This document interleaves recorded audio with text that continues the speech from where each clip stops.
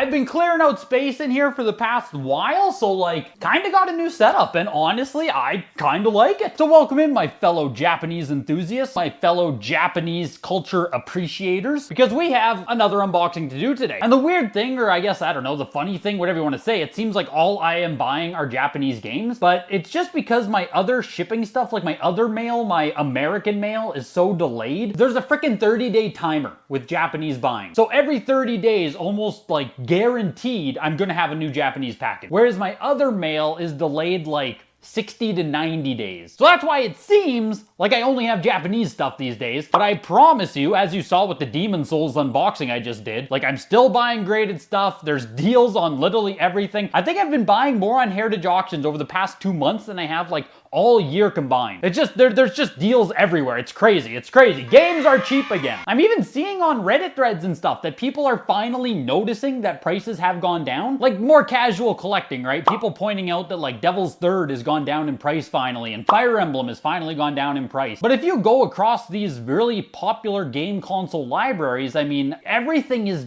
basically going to be down from the highs of 2021. Now, some stuff might be only 10, 20% or whatever, right? And of course, you're still going to find a lot of examples of stuff that's gone up, but as a blanket statement right now, and people are finally noticing, game collecting is getting easier again. And that's just awesome for everyone. Gets people excited to be in the hobby again, gets people wanting to be in the hobby again. I swear to God, over the past 2 years, all we had was absolute negativity everywhere. And it just gets draining. I can only listen to people complain about prices for so long. But if I start complaining about people complaining, then I'm no better than complaints that are complaining about the complainer. But that's enough of that, because inside of this package here, we have, I don't know, maybe, I think it's close to like $1,000 spent. We even have in this package today some open games, which like I almost have never bought open Japanese games. But say thank you to every single patron who helps support the channel, as well as the YouTube members. I can't do this without you guys. Hit the like button.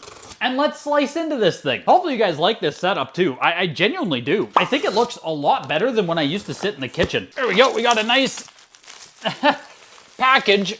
Oh, there we go. Nice and bubble wrap. Nice and safe. This is that extra $15 right here that Buyee charges you. I pray for anyone not paying for the extra bubble wrap.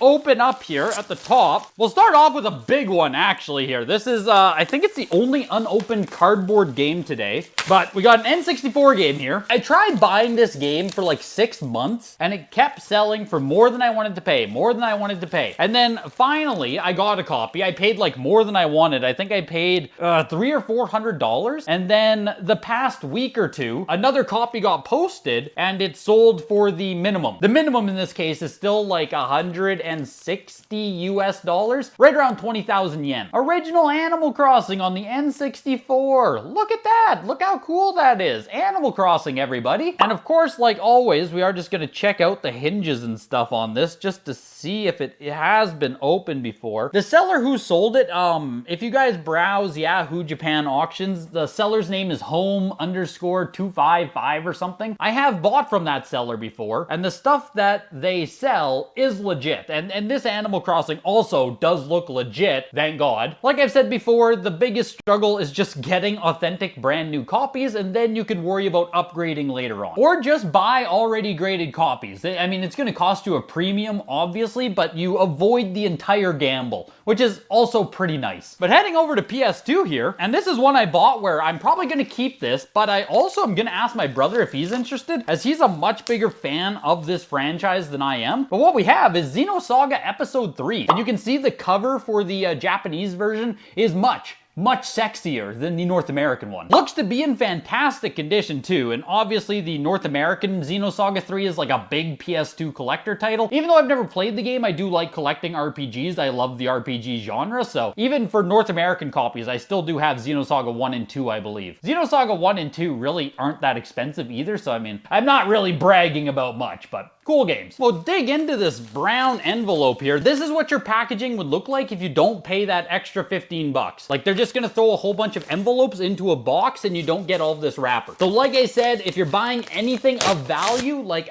you trust me, it's worth paying for the protective packaging. Couldn't even say that. Okay, here we go. One of the CIB games I bought, Pokémon Green, one of the original releases of Pokemon in Japan. And I mean, I'm sure some of you guys are already, you understand why I bought a CIB copy of this. I think it was like 60, 50 US dollars, 60 US dollars, somewhere in there. But the point is, and I mean, it's not even in perfect condition, right? This is actually, I mean,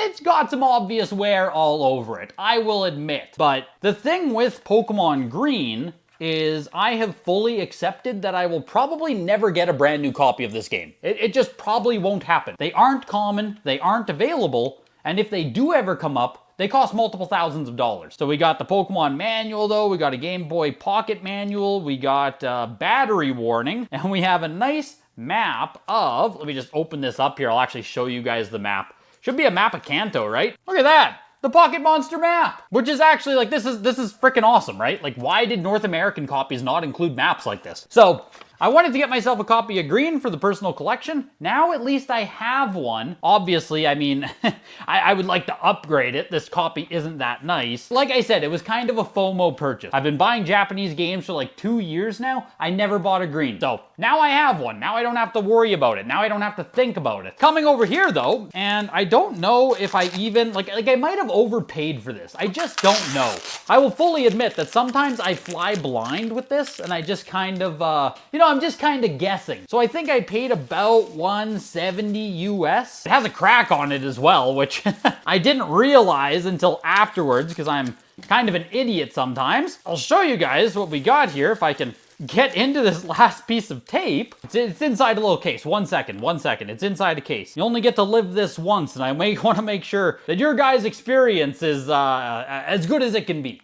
We have Marvel vs. Capcom Clash of Superheroes EX Edition. Marvel vs. Capcom 2, one of the best fighting games ever, played it a ton, want to get these for the personal collection, so that's why I went for it. It looks to be in fantastic condition if you just ignore the crack going through War Machine's head. So with that crack, like if you don't know anything about grading, if you're new to it, with that crack, the best it can probably be is a 9.0, maybe a 9.2, but generally speaking, you're likely to get an 8.5 or a 9.0.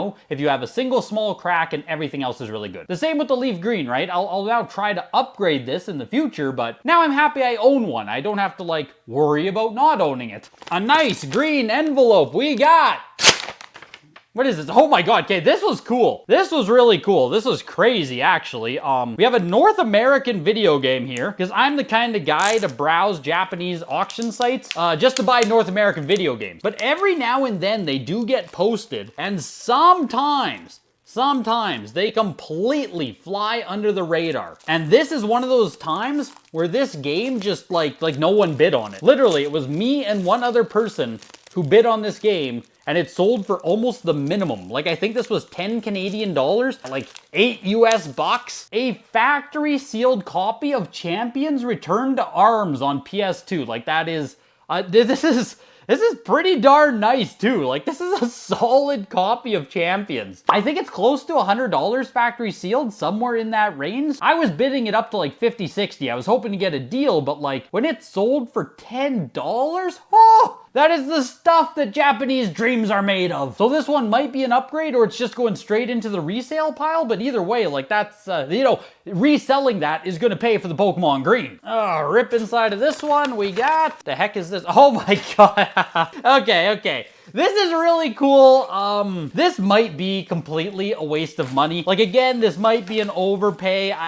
It was a little bit impulsive, if I'm being completely honest, but I think it's really cool. I think you guys are gonna think it's really cool too. It's Pokemon, but it's not a game. It's not an action figure. What we have here is a pocket Pikachu. Like the Tomagotchi Friends to Life type thing here. Brand new, never opened, pocket Pikachu. And this cost about 80 US, I think it was. Somewhere right around 10,000 yen. Again, this is an item that was never sealed, so I'm just like making sure it's never been opened before, but everything looks good. The condition looks great. You can look and see all the different great things here you can do with Pocket Pikachu, like brush his teeth and have a bath. And truly, if you were not on the Tomagotchi train back when they came out, you were probably a loser. I would know, because I never had one myself.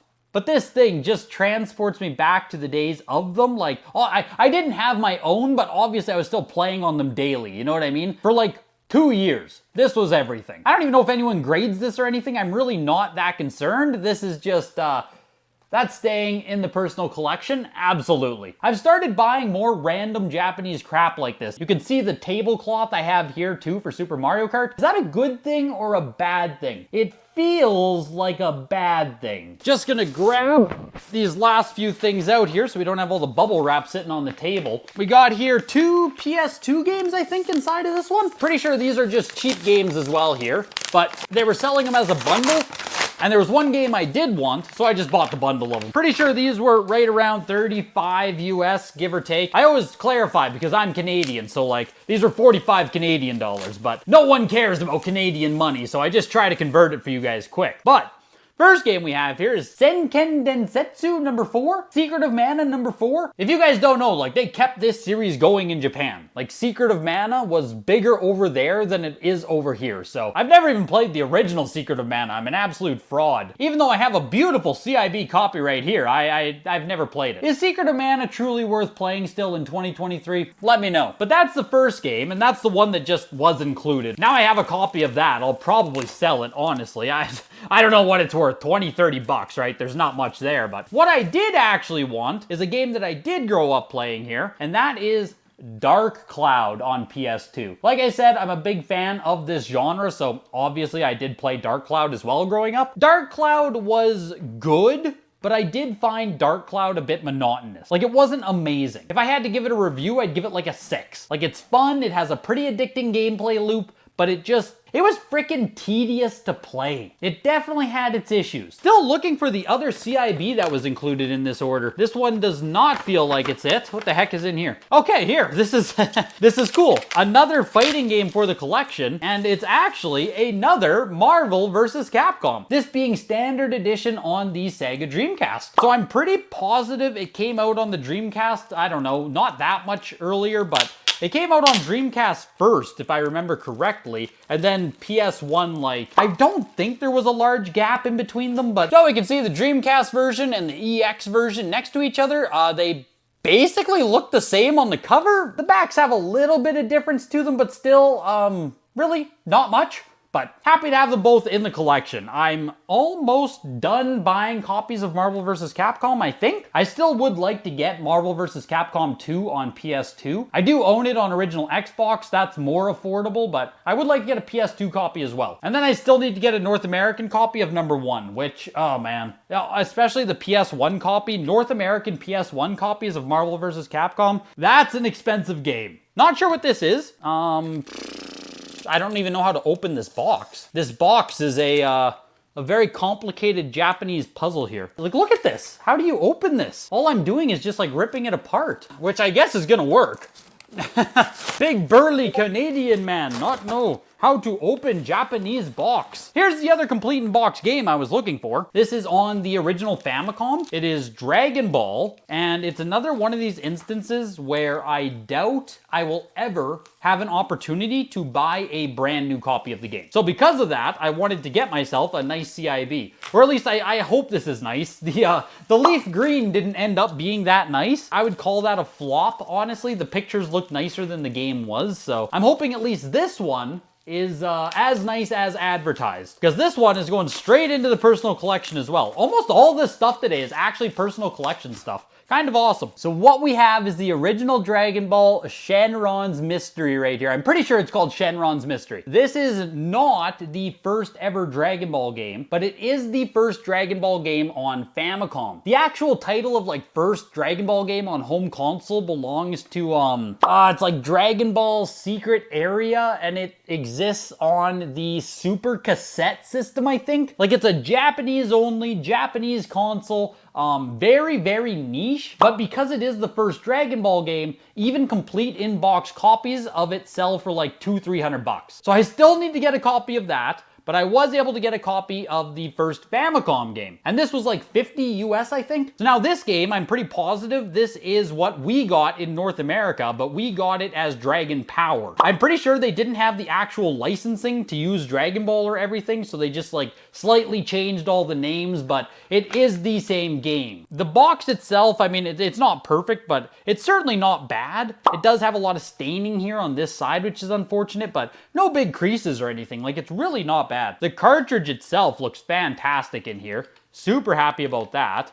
We got the little tiny instruction manual here. We also have I don't even know, a bigger manual, I guess. I'm not sure what that little one's for then. Not sure why there's a little one and a bigger one.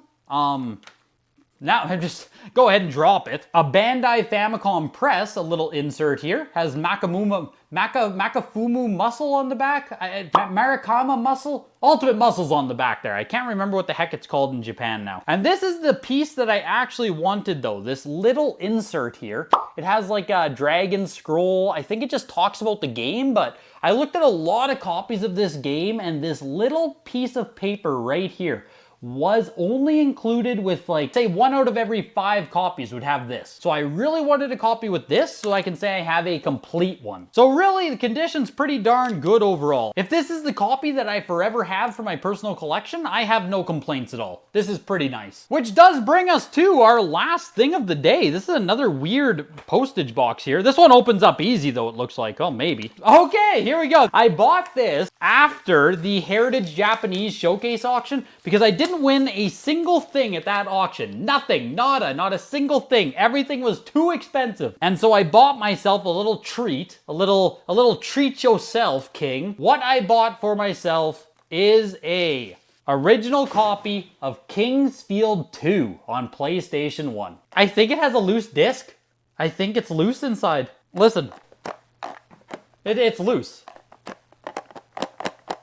For sure, for sure. Oh my God. Ah! That is so annoying. Why does the last game here, the one that I bought just to have a sliver of happiness, now after I turn off the camera, I need to go waste my time trying to, like, I have to learn how to reset discs on a Japanese PS1 game. Because I can probably do it. I think it's a single disc game. Not the end of the world, but you know what I mean? That's really annoying. Hit the like button before you go. Every like equals 1 prayer for getting this disc back in place. Let me know your favorite item from this unboxing, and I will see you guys in the next video. Goodbye.